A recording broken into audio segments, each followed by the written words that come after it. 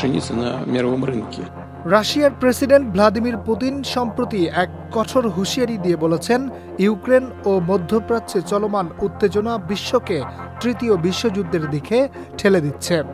তার মতে এই দুটি অঞ্চল এখন মারাত্মক সংঘর্ষের সম্ভাব্য কেন্দ্রবিন্দু হয়ে উঠেছে।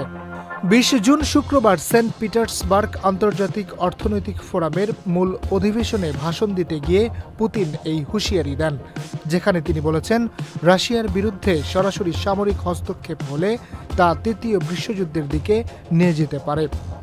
পশ্চিমা দেশগুলোর ইউক্রেনকে সামরিক সহায়তা এবং যুদ্ধক্ষেত্রে আরও সরাসরি সম্পৃক্ত হওয়ার ইঙ্গিতকে কেন্দ্র করে এই হুঁশিয়ারি দেন পুতিন।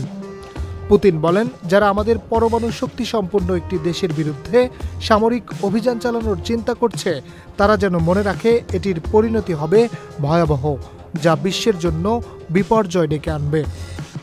মধ্যপ্রাচ্যের প্রসঙ্গে পুতিন বলেন, ইসরায়েল যদি সত্যিই ইরানের সর্বোচ্চ ধর্মীয় নেতা আয়াতুল্লাহ আলী খামেনিকে হত্যা করার কথা বিবেচনা করে, তবে আমি আশা করি এটি কেবল কথার কথা হিসাবেই থাকবে।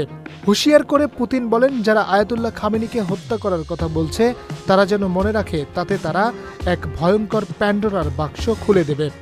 পুতিনের এমন হুঁশিয়ারিতে বিশ্লেষকরা বলছেন, এটি রাশিয়ার একটি কূটনৈতিক চাপ প্রয়োগের কৌশল হলেও পরমাণু অস্ত্রধারী দেশগুলোর মধ্যে উত্তেজনার এমন মাত্রা সত্যিই উদ্বেগজনক। তবে পুতিনের এমন মন্তব্য নতুন করে বৈশ্বিক নিরাপত্তা ও শান্তির ভবিষ্যৎ নিয়ে উদ্বেগ সৃষ্টি করেছে। অনেকেই বলছেন, এটি কেবল হুঁশিয়ারি নয়, বরং সম্ভাব্য সংঘাতের ইঙ্গিত হতে পারে।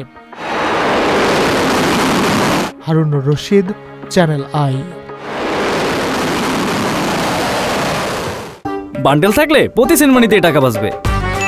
বিকাশ সেনমানি বান্ডেল কিনে জিতুন প্রতি লেনদেনে। শুরু হয়েছে Standard Charter Channel I Agro অ্যাওয়ার্ডের 10ম আয়োজনের মনোনয়ন গ্রহণ। এবার নতুন ক্যাটাগরি বছরের সেরা ছাদ কৃষক সহ মোট 13টি ক্যাটাগরিতে পুরস্কার প্রদান করা হবে। মনোনয়ন গ্রহণ চলবে আগামী 15 জুলাই 2025 তারিখ পর্যন্ত।